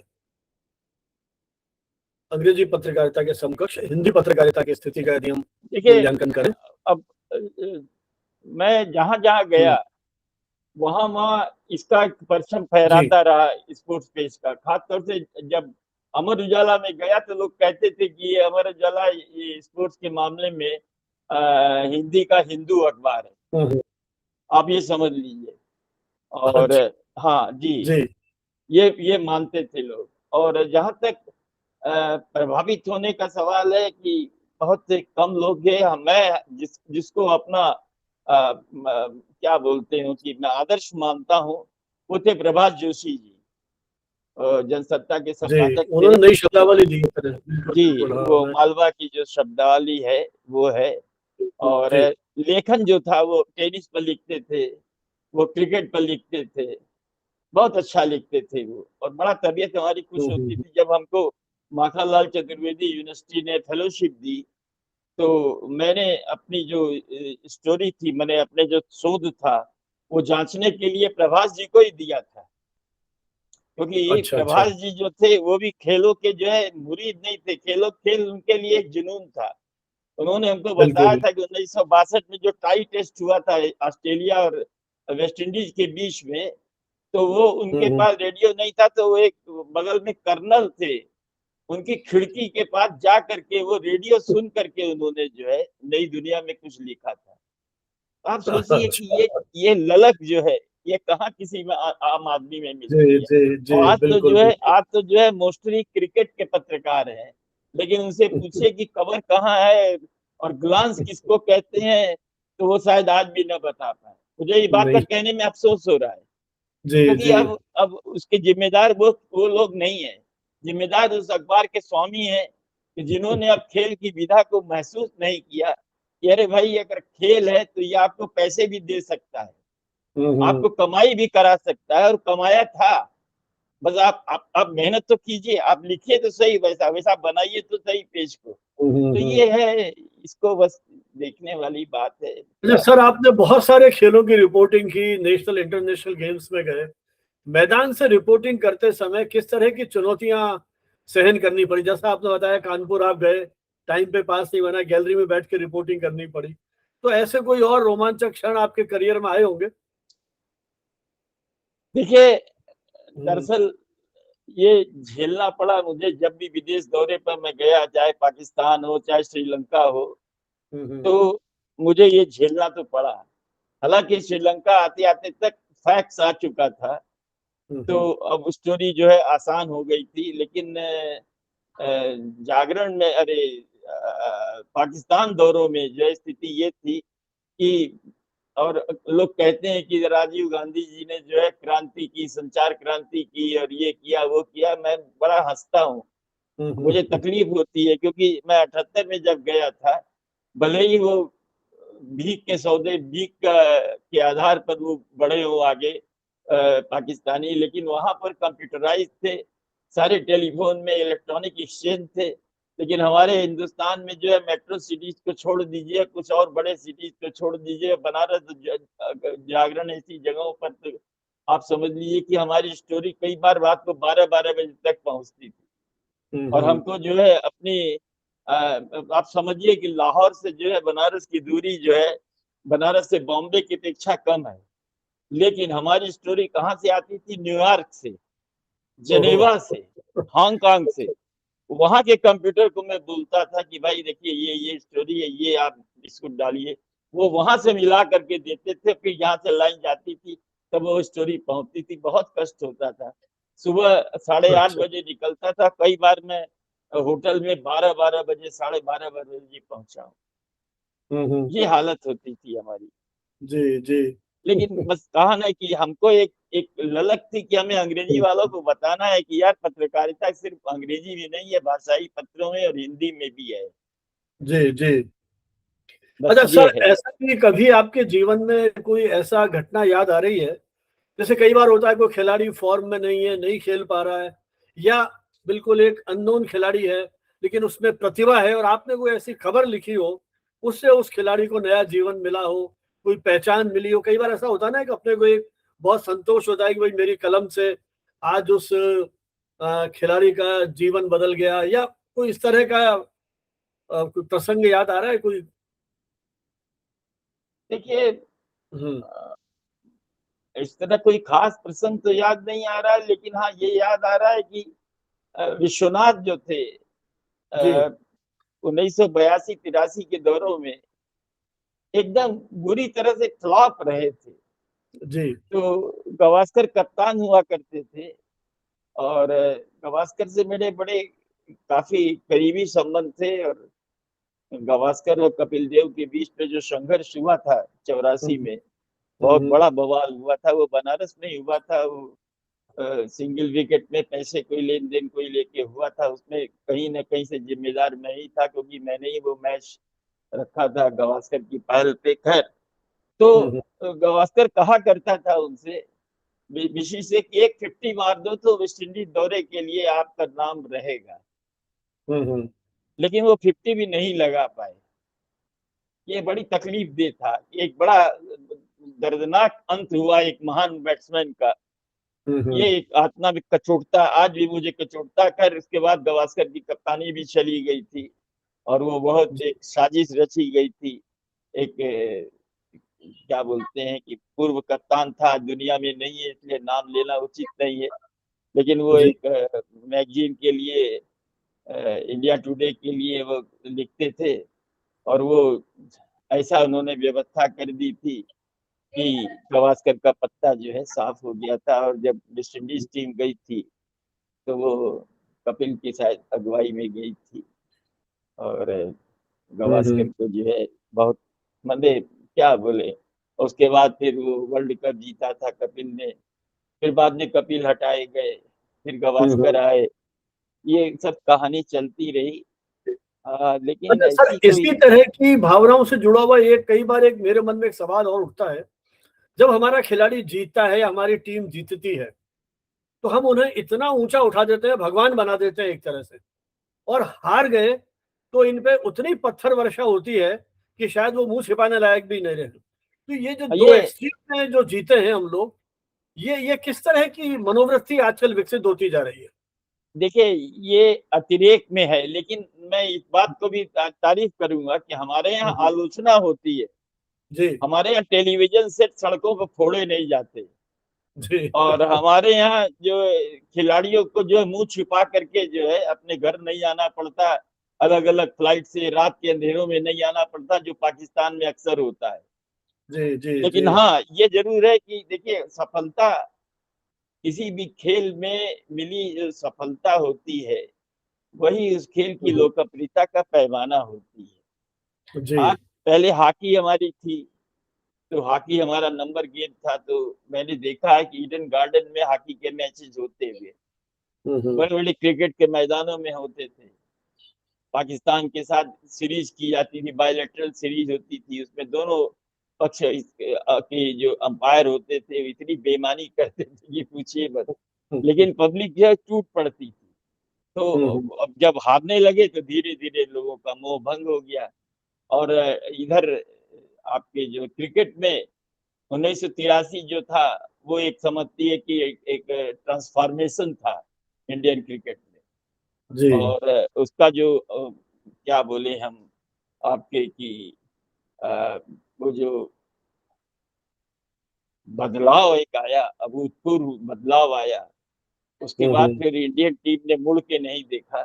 हालांकि 2000 वाली जो टीम है उसके बाद की टीम है, सचिन तेंदुलकर के आगमन के बाद क्रिकेट में एक बहुत बड़ा और बदलाव आया। जी और वहां पर आप देखिए कि लोग जो है क्रिकेट को जो है धर्म मानने लगे, और सचिन ऐसे को देवता मानते थे, भगवान मानते थे, आज भी कहते हैं क्रिकेट के भगवान। तो बिल्कुल ये है ये इंडिया में। लेकिन हाँ, ये जरूर है कि अतिरेक तो है, माने गालियां सुनने को मिलती है सिलेक्टर्स को, कप्तान को गालियां सुनने को मिलती है। जी और चाहे कप्तान बेचारा जो है हर टेस्ट मैच में हर मैच में रन बनाए, लेकिन अगर टीम हार गई, गावस्कर का हाल हुआ, तो फिर उसकी बड़ी दुर्दशा है। और जी अब आप रन नहीं बनाते हैं लेकिन आपकी टीम जीतती है। अब सूर्य कुमार यादव है, जी कोई ये नहीं कह रहा कि वो लगभग असफल रहे हैं, मिशन जी 360 जो है वो असफल रहा है, जी लेकिन वर्ल्ड कप जिता दिया आपको, तो इससे बड़ी उपलब्धि क्या है भाई? क्या हो सकती है, तो बिल्कुल। लोग उसके पर्सनल उपलब्धि को नहीं देखते, टीम की उपलब्धि को देखते हैं। जी तो अच्छा, ये इसी तरह से सर आजकल जो ये टीवी कवरेज शुरू हुई है, ये जी कितनी बढ़िया कवरेज है, कितने कितने कैमरे लगा रखे हैं और कवरेज हो रही है, एक एक क्षण, एक एक एंगल से हम उस मैच को देख पा रहे हैं। तो ये जो टेलीविजन का विस्तार हुआ है या डिजिटल क्रांति हुई है, इससे क्या आपको लगता है कि समाचार पत्रों में, चाहे वो हिंदी है चाहे अंग्रेजी है या और भाषाई पत्रकारिता है, जो खेल पत्रकारिता का विश्लेषणात्मक पक्ष है, एनालिटिकल जो रिपोर्टिंग है, वो कहीं कम हुई है, या मतलब उस प्रवृत्ति को कैसे देखते हैं आप? देखिए, पहली बात तो ये है कि जो जो टेलीविजन पर कवरेज आज है, जी उसका क्रेडिट अगर किसी को जाता है तो कैरी पेकर की सीरीज, क्या बिल्कुल। टीवी 9 जो सीरीज 9 है, क्या जी है जी जी ऑस्ट्रेलिया हाँ की, जी उसको जाता है। जी और उसका जो प्रसारण को लेकर के आईसीसी के साथ जो विवाद हुआ, जी और उसने फिर जो है टीम पूरे विश्व क्रिकेट को हिला दिया कि हर देश की टीम जो है उसके यहाँ खेलने लगी थी। और फ्लड लाइट, रंगीन तड़क भड़क के कपड़े, ये सब इजाद जो है कैरी पेकर की है, आप समझिए। जी जी और हाँ, जब जब उसको ये जब आईसीसी को ये मालूम हुआ कि 1978 में पाकिस्तान में एक अकेली इंडिया टीम भी 10 खिलाड़ियों ने साइन कर दिए, तो सरेंडर कर दिया आईसीसी ने। और उसके बाद फिर पैकर को सारा प्रसारण मिल गया। और उसी आधार पर बाद में जो ये टेलीविजन को तो आप मत बोलिए। हम्म, टेलीविजन की तो ये हालत थी कि मैं क्या बताऊं, कि जैसे अपने को दामाद समझते थे। खाना टेबल पर आया कि नहीं आया, ये आया कि नहीं आया, और वो बेचारे जो होस्ट होते थे वो हाथ जोड़ के खड़े रहते थे, और मैच खत्म हुआ, स्कोर बोर्ड या समीक्षा छोड़ दीजिए, केवल जो नाम आते रहे 200 जो टेक्नीशियंस के, वही आना शुरू करते थे। आदमी को बड़ी कोफ्त होती थी। आजकल देखिए मैच खत्म होता तो एक एक डेढ़ घंटे तक उसकी एनालिसिस चलती रहती है। बिल्कुल। तो ये जो प्राइवेट चैनल आए, और प्राइवेट चैनल आए तो केवल दर्शकों के लिए नहीं आए, ये प्रशासन के लिए भी आए, ये खेल संघों के लिए भी आए। आप सोचिए कि 96 में जगमोहन डालमिया थे उस समय, बंगाल के जो है प्रेसिडेंट भी थे और बीसीसीआई के प्रेसिडेंट थे। वो मुकदमा लड़े और कहा कि ये दूरदर्शन का एकाधिकार नहीं है, ये हमें मिलना चाहिए, और सुप्रीम कोर्ट ने जजमेंट दिया। उसके बाद क्या हुआ कि जब 96 वर्ल्ड कप खत्म हुआ तो पहली बार लोगों ने सुना कि पाकिस्तान को 160 करोड़, श्रीलंका को इतने करोड़, भारत को इतने करोड़। ये हालत एक जमाने में ये थी कि 1983 का वर्ल्ड कप जब हमने जीता तो बीसीसीआई ने घोषणा की कि प्रत्येक खिलाड़ी को 1 लाख रुपया दिया जाएगा। उनके पास था नहीं। राज सिंह डूंगरपुर, जिन्होंने क्रिकेट को बहुत कुछ दिया है, मेरे पिता तुल्य थे, हमको पुत्रवत मानते थे। और लता जी को उन्होंने कहा, लता जी उनकी पत्नी थी, लोग कहते हैं कि लता जी ने शादी नहीं की, नहीं शादी हुई थी, और राज सिंह डूंगरपुर उसके हस्बैंड थे। ये भारतीय क्रिकेट खिलाड़ी भी जानते हैं उस तरह के। खैर, उन्होंने लता जी से रिक्वेस्ट की, लता जी ने एक कार्यक्रम दिया, 20 लाख रुपया उससे आया, और वो जो है वो खिलाड़ियों को वितरित हुआ। एक जमाना वो था। और आज क्या है, एक एक खिलाड़ी को 2-2, 2.5 करोड़ रुपया जो है केवल गारंटी मनी मिलता है साल में, 5 करोड़ 6 करोड़ तक की। और एक एक खिलाड़ी जो है अगर चमक गया तो वो उसकी जो सालाना आय है वो 100 करोड़ से ज्यादा की है। तो आप ये सोचिए कि कितना परिवर्तन आ गया ये प्राइवेट चैनलों के आने के बाद से। और आप सोचिए कि अभी जो वर्ल्ड कप बहिष्कार की बात आई थी पाकिस्तान के, तो हालत खराब हो गई थी। केवल भारत और पाकिस्तान की मैच पे जो है 25 करोड़ डॉलर, अब 25 करोड़ डॉलर मतलब 2200 करोड़ रुपया भारतीय में, और करीब करीब 5000 करोड़ रुपया पाकिस्तान का। कहां से वो दे पाता? बहिष्कार किया था ना, सही कहीं बात है। कहीं से नहीं दे पाता, समझ रहे? तो सरेंडर करना पड़ा उसको। जी। तो ये एक आय का बहुत बड़ा स्रोत है, और वही कारण है कि आज हिंदुस्तान में जो है वो बीसीसीआई जो है वो दुनिया का सबसे समृद्ध जो है खेल संगठन है। इसका एसेट मुश्किल से मैं समझता हूँ 70-80 हजार करोड़ का होगा। इसके बाद कैश होगा करीब करीब 10,000 20,000 करोड़ तो कैश होगा। और हर खिलाड़ी को पेंशन मिल रही है, जिसने 2-1 टेस्ट भी खेले उसको भी पेंशन मिल रही, और अच्छी खासी मिल रही। विनोद कांबली ऐसे लोग तो उसी पर जी भी रहे हैं। तो ये फर्क तो आया है, कोई राय नहीं।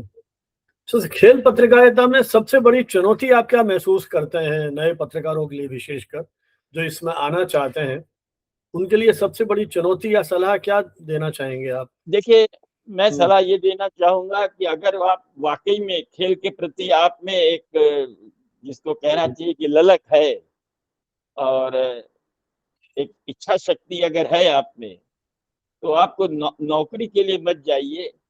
आप अपना YouTube चैनल खोलिए और मेहनत कीजिए। 6 महीने साल भर अगर आपने मेहनत की तो आपको इतने पैसे आने लगेंगे, और न जाने अब कौन कौन सी नई विधा आएगी। क्योंकि जब मैं पत्रकारिता में आया था तो वो खेलों का मध्यकाल हुआ करता था, जहाँ हैंड कंपोजिंग भी थी, टेडिंग भी थी, जहाँ छपाई जो है रोटरी पर होती थी। बाद में ऑफसेट आया, और उसके बाद मैंने आधुनिक युग भी देखा। आज मैं जो है जिसको कहते हैं कि IT युग, इंफॉर्मेशन टेक्नोलॉजी युग भी देखा। और उसके बाद अब आने वाला युग जो है या आ गया है वो AI का आ गया है। बिल्कुल समझ रहे हैं? अदृश्य दृष्टि। बिल्कुल बिल्कुल। आप सोचिए, तो बदलाव तो बहुत आया है, लेकिन सच्चाई क्या जानते हैं? सच्चाई ये है कि अखबारों में जब आप पढ़ते होंगे तो आपको बड़ी कोफ्त होती होगी संजीव जी, क्योंकि दिन भर जो आप सुन चुके होते हैं, देख चुके होते हैं, और आपको ये उम्मीद होती है कि उससे कुछ इतर आएगा, लेकिन वो है आता क्या है, सपाट बयानी आती है।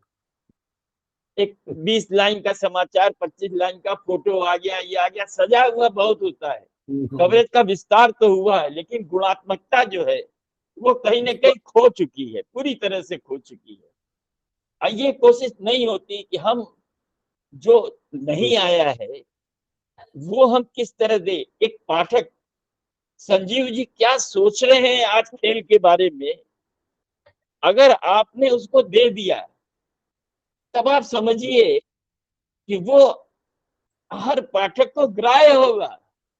जी। लेकिन वो कहाँ देते हैं, नहीं देते। मुझे याद है कि जब जागरण हुआ तो आज अखबार से जब मैं आया था तो हमारा जो सर्कुलेशन मैनेजर था सवेरे सर्वे के लिए निकलता था कार लेके। तो सर्वे उस जमाने में चाय की दुकानों पे होता था। तो हमारे कार्टूनिस्ट थे कांजीलाल जी, बहुत बड़े कार्टूनिस्ट, माने लक्ष्मण की कैडर के थे। दुर्भाग्य है कि वो बेचारे बनारस में ही रह गए। लक्ष्मण जो है दिल्ली और बम्बई में रहे, तो भाई क्या बात है। तो वहां पर क्या होता था, दो आदमियों को गाली सुनने को मिलती थी।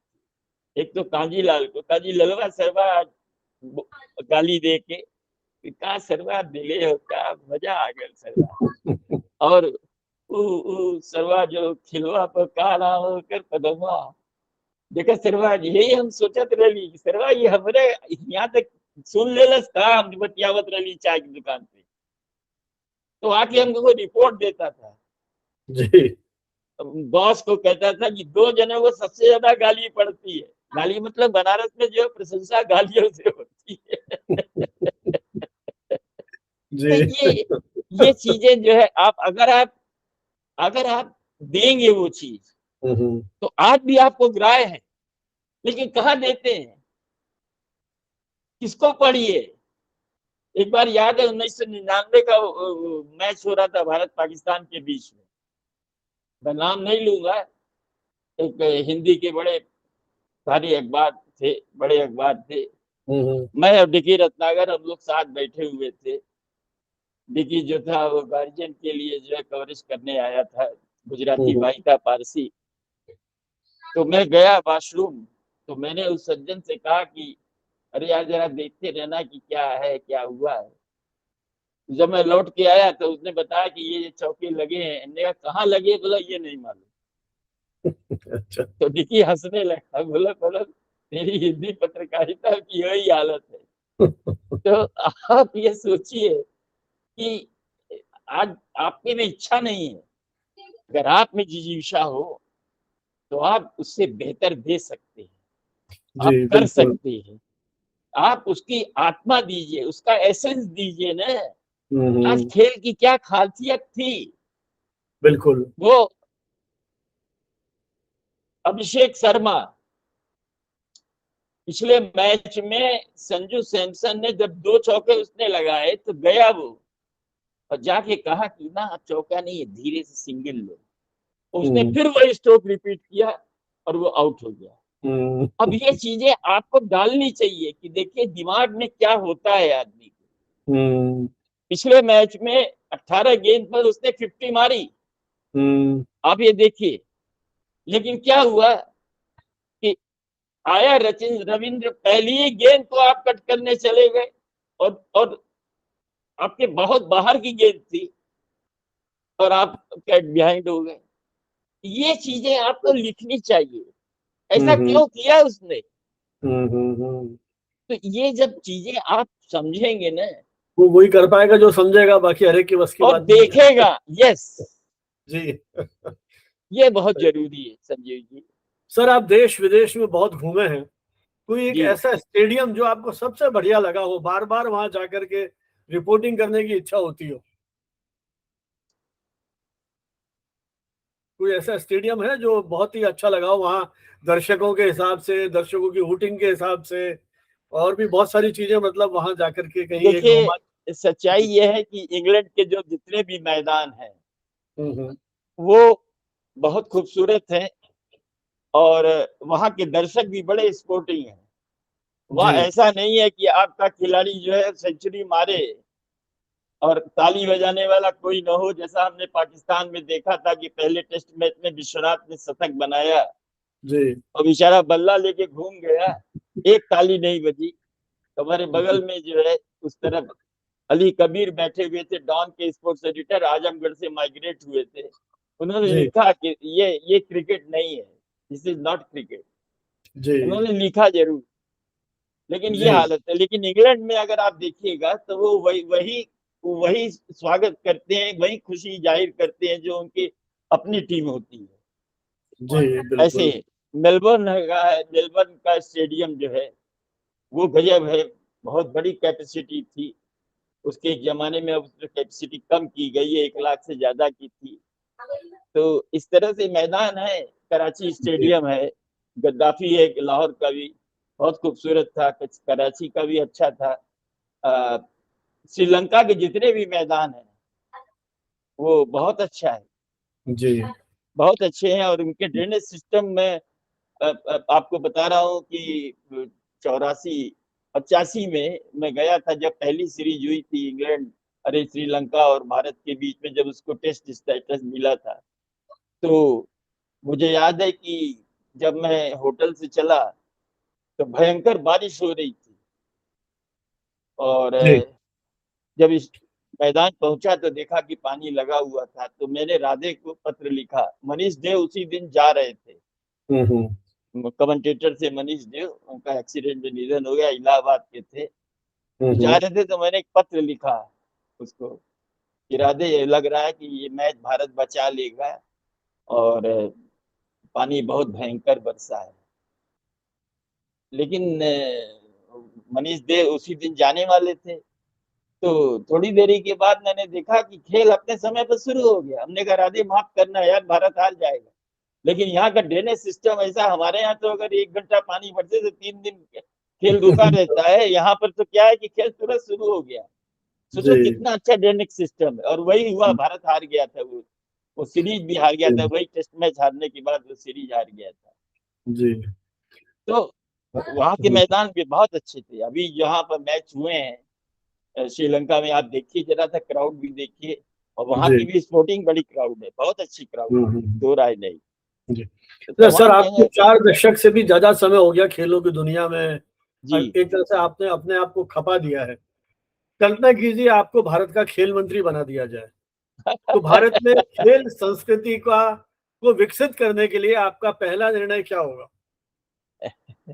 पहला निर्णय होगा कि मैं पूरे देश में जी पहली बात तो ये कि ये सपना मैंने कभी नहीं देखा, न मैं देखना चाहता हूँ। मैं जानता हूँ कि आज के राजनीतिक दौर में मेरी कोई पूछ भी नहीं है, कोई जी पूछता भी जी नहीं, छोड़िए उसको, अलग है। लेकिन हाँ, अगर मुझे जी कभी मौका मिला तो हम्म मैं यही चाहूंगा कि पूरे देश में राष्ट्रीय स्तर पर हम्म कक्षा 6 से स्कूलों में जो है प्रत्येक खेल जो है उसके कंपटीशन होने चाहिए।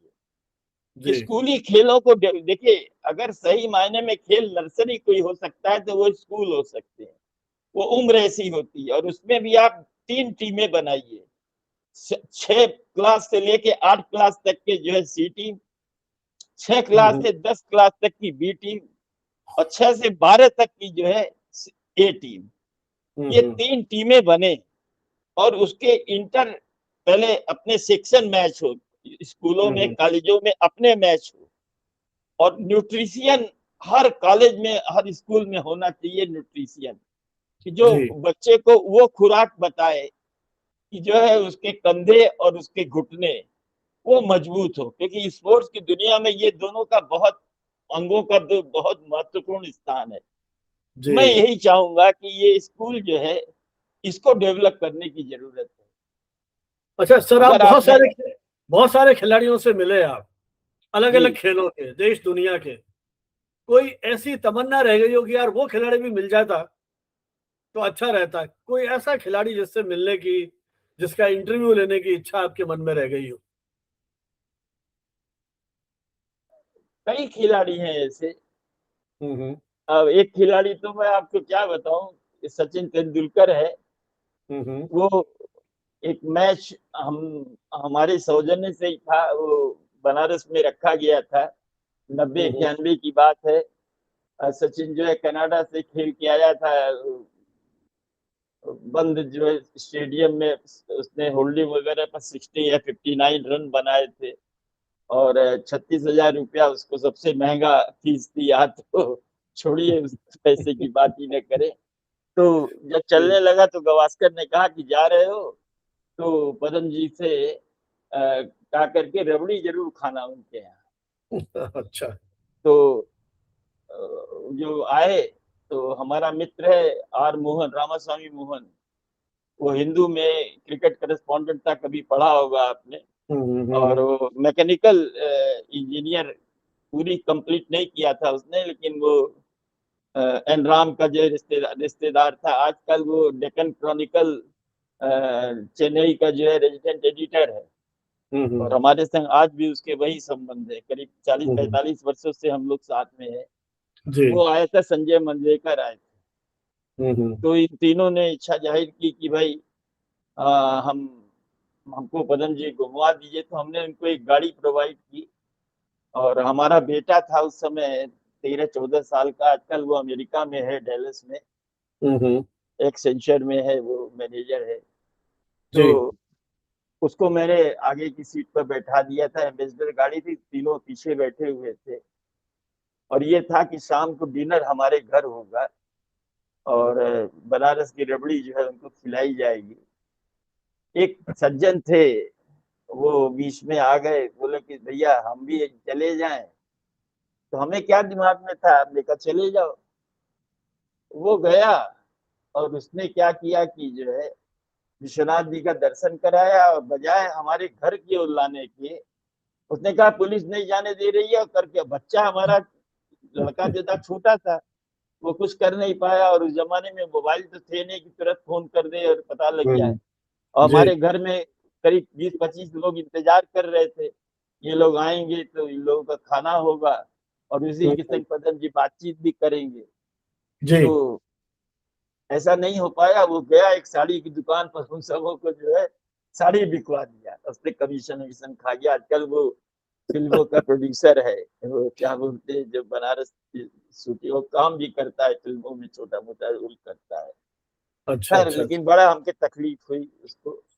और दूसरे दिन मोहन ने हमसे कहा कि पदम यार ये कैसा आदमी था, कैसे इसे इसने किया। तो वो एक कसक रह गई। दूसरे दिन ये लोग चले भी गए, तो सचिन का इंटरव्यू नहीं ले सका। लेकिन सचिन को मैंने बहुत कुछ लिखा है, जी बहुत जी। लिखा है। हाँ, बहुत लिखा है, क्योंकि सचिन के जो स्ट्रोक्स में जो खूबसूरती थी, वो मुझे आज तक किसी के भी स्ट्रोक में वो खूबसूरती नहीं दिखी। ये भी एक सच है, क्योंकि इसीलिए वो उसे क्रिकेट का भगवान कहा जाता है, जी जी जी। अपने इसी खूबसूरती के चलते। हम्म। अच्छा सर, आपने इतनी रिपोर्टिंग की है, और आखिर खेल पत्रकार भी एक इंसान होता है, और भारत उस मैच का एक मतलब टीम है। कभी हम हार के उसमें हैं या जीत के उसमें हैं, कभी ऐसा फील हुआ आपको कि आप अपने पत्रकार का रूप भूल गए हो और एक दर्शक बन के उसी रोमांच में बहने लगे हो? कभी ऐसी फीलिंग भी होती है हुई। जब देश की बात आती है, जब 1999 का दौर था, हम्म और दिल्ली में वो टेस्ट मैच हो रहा था भारत और पाकिस्तान के बीच में।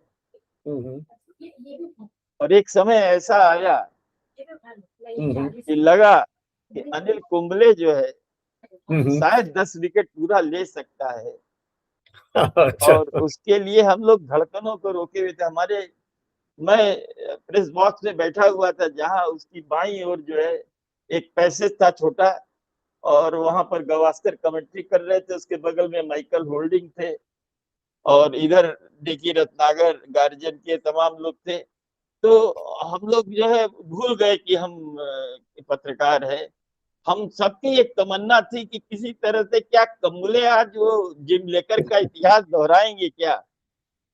और आप विश्वास कीजिए कि जो बॉलर होते थे दूसरे एंड से, वो ऐसी बॉलिंग करते थे कि विकेट नहीं लेना है। श्रीनाथ ऐसा आदमी भी जो है गेंद बाहर जी फेंकता था।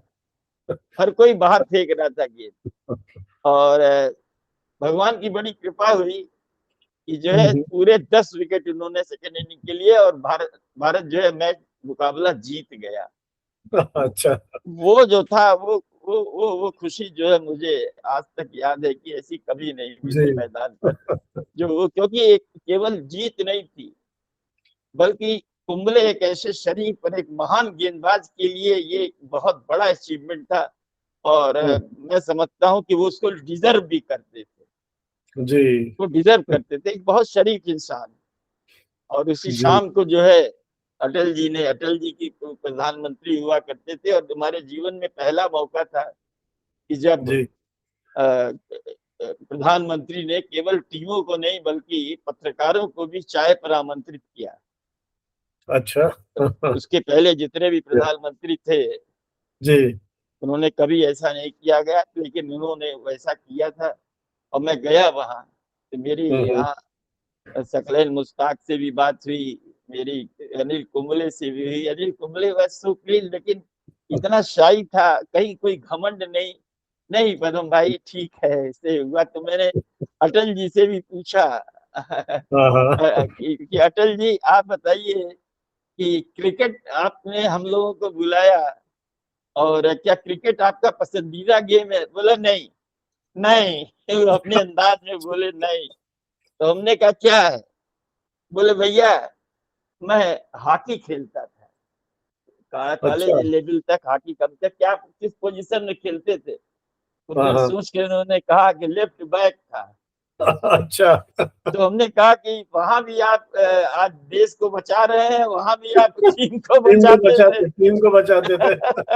और वो मैंने जो है स्टोरी अलग से भेजी, किसी को ध्यान में ही अच्छा। नहीं था कि अटल जी से इस तरह का भी इंटरव्यू लिया जा सकता है। हाँ हो सकता और है, हाँ। अमर उजाला ने फ्रंट पेज पे बॉटम स्टोरी वो छापी। मैच की जीत की अलग थी, और बॉटम स्टोरी वो थी कि भैया मैं जो है तो हॉकी में मेरा पहला शौक हॉकी था, और मैं वहां लेफ्ट जी। बैक था। तो जी। ये सब बड़े यादगार क्षण हैं। और एक दुखद क्षण भी है संजीव जी, जी। बताना पड़ेगा मुझे। जी। और वो था इंदिरा गांधी की हत्या का। जी। वो एक बहुत दुखद क्षण था। सही सही कह रहे हैं सब। और मैं सियालकोट में था, अच्छा। और वहां पर जो है सुबह 9 साढ़े 9 बजे जो है राज भाई, असल में उस जमाने में ऐसा था ना कि हम लोग चाय भी पीते थे, खाना भी खाते थे, तो ड्रेसिंग रूम में खाते थे। आज के जमाने में तो 100 मीटर भी दूरी पर भी आप अंदर नहीं आ सकते होटल में। और हम लोग की स्थिति थी कि ड्रेसिंग रूम में जाके खाना खाया करते थे। तो मैं हम्म। चाय पीने गया अंदर ड्रेसिंग रूम में, तो सिराज भाई ने कहा पदम कुछ बड़ी अशुभ खबर है, हमें कुछ अस्पष्ट समझ में आ रही है, जरा ऊपर पता लगाओ कमेंट्री में कि क्या हाल है। जसदेव कमेंट्रेटर बैठा हुआ था। हम्म। तो वो सियालकोट का मैदान जो था वो बन रहा था उस समय, तो एक मचान पे जो है कमेंट्री बॉक्स बना था। और चूंकि फैसलाबाद से सियालकोट जो है वो दूरी थी, तो जो ओवी वैन थी वो पहुंच नहीं सकी थी। तो उस मैच की जो है टीवी कवरेज नहीं हो रही थी, केवल रेडियो रेडियो चल रहा था। हम्म। तो मैं गया, तो मैंने जसदेव से पूछा कि जसदेव क्या है कमेंट्री? बोला नहीं पता भाई, करीब आधी घंटा हो गया है, और वहां से तो म्यूजिक बज रहा है। तो हमने कहा दूसरी लाइन पे क्या हुआ, इंजीनियर वाली लाइन पर? बोला मिला रहे हैं, वो कोई टेलीफोन ही नहीं उठा रहा है। हमने कहा मिलाते हम्म। रहो यार, ला दो हमको, हम मिलाते रहेंगे। हम्म। बोला आप मिलाइए। अच्छा, वो कमेंट्री कर रहा है, हम्म। लेकिन वो कमेंट्री प्रसारित नहीं हो रही है, वहां म्यूजिक बज रहा है, रेडियो पे अच्छा। म्यूजिक चल रहा है। हाँ हाँ। तो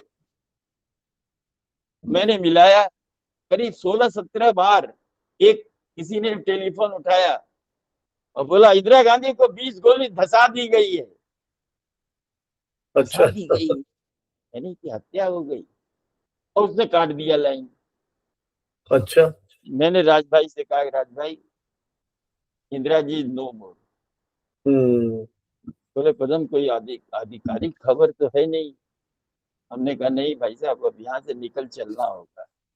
और एक पारी हुई थी, 40 ओवर का मैच था, 180 181 बनाया था 3 विकेट पर। संदीप पाटिल अच्छा खेल लेते, वेंगसरकर, जहाँ तक याद है हमको। और लंच हुआ था, तो लंच के समय सब लोग धीरे धीरे सब लोग बस में बैठ गए। हमारी एक वैन हुआ करती थी 16 सीटर, जो हम पत्रकार लोग लेते थे, 200 रुपया रोज हमें देना पड़ता था एक एक पत्रकार को। तो उस पे हम लोग जो है आए, और वो होटल पहुंचे वो लोग, और हम लोग को तो हाउस अरेस्ट किया गया था एक तरह से। एक एक्सपोर्टर था, जी। फुटबॉल सबका स्पोर्ट्स का एक्सपोर्टर था, और वो फ्रांस को उसकी सप्लाई होती थी, वो एक्सपोर्ट करता था। और पूरा उसका मकान ही पूरा, जो आर्किटेक्ट था वो पूरा फ्रेंच स्टाइल में था, क्रॉकरी भी वही थी, वॉशरूम भी वैसे ही थे, सब कुछ थे। और जो 10 गुमास्ते थे वो सारे ISI के एजेंट थे, लंबे अच्छा। चौड़े, उनके पैरों की बीवाइयां नहीं फटी हुई है, बड़े मुलायम पैर, लेकिन समझ में आ जाता था। किसी ने कहा पान पान चाहिए तो 50 ठो पान आ गया, बाहर अच्छा। नहीं निकलने दिया गया। किसी ने सिगरेट मांगी तो 200 पैकेट सिगरेट के आ गए, ये हालत थी। तो हम जसदेव को लेकर के, अच्छा होटल तो वहां का जो हंसी भी आ रही है दुख की मुख से, तो सेकंड 2 स्टार भी कहना जो है मूर्खता होगा, 1 स्टार भी साथ नहीं कहें। वहां इंडियन टीम को ठहरी हुई थी सियालकोट में, वो उधर से चली। हम लोग आए, खाना खाए, जब खाना खा रहे थे तो 1:30 बजे BBC ने ये अनाउंस कर कंफर्म दिया। कर दिया कि इंदिरा गांधी की हत्या हो चुकी है, उनको इतनी गोलियां लगी थी, उनके अंगरक्षक ने गोली मारी। तो हम बस में चले, तो बस आगे थी, हम पीछे थे। बस हमने रुकवाई, और राज भाई को मैंने बताया कि राज भाई BBC से कंफर्म हो गया है, ऐसा है। बोला चलो कदम आगे चल के देखते हैं। लाहौर जब हम लोग पहुंचने लगे तो 6:05 थे, देवकी नंदन पांडे की आवाज आई, ऑल इंडिया रेडियो पर भर्राई हुई आवाज, रोती हुई आवाज में उन्होंने बताया ये हुआ है। और उसके बाद इंटरकॉन्टिनेंटल होटल में मीटिंग हुई। हम लोग सबको, पूरी मीडिया को बुलाया राज भाई ने, और कहा कि ये दौरा तत्काल जी। रद्द किया जाता है। और मैं समझता हूँ कि खेलों के इतिहास की पहली घटना है कि जब किसी भी देश के प्रधानमंत्री की हत्या पर या मौत पे कोई सीरीज रद्द कर दी गई है, स्थगित कर दी गई है। ऐसा कोई दूसरी घटना आज तक ना हुई है, न होगी, बिल्कुल। न पहले कभी हुई थी। तो ये भी एक बड़ा हृदय विदारक था। और फिर हमने आगे बहुत कुछ है, बड़ा लंबा है, मैं बताऊंगा तो फिर कभी चर्चा हम करेंगे, तो उसके नहीं, आगे मुझे की लगता है कहानी। आपके पास तो खजाना है ऐसी घटनाओं का, संस्मरणों का, क्योंकि खेल पत्रकारिता की नहीं है, आपने जिया है। फिर भी आपने बहुत सारे प्रसंग हमारे साथ साझा किए हैं, और उम्मीद करते हैं कि आगे फिर कोई ऐसा मंच मिलेगा जब आपके और इस तरह की जो किस्से हैं, खिलाड़ियों के साथ जरूर संबंध हैं, उन पर और बातचीत करेंगे। जी। बहुत बहुत शुभकामनाएं, धन्यवाद। आप इस समय, लेकिन फिर भी आपका भी बहुत बहुत आभार आपने कि आपने मुझे इस छोटे से पत्रकार को याद किया, नहीं इसके लिए नहीं आपका भी बहुत बहुत आभार। नहीं, थैंक यू सर। चलिए सर।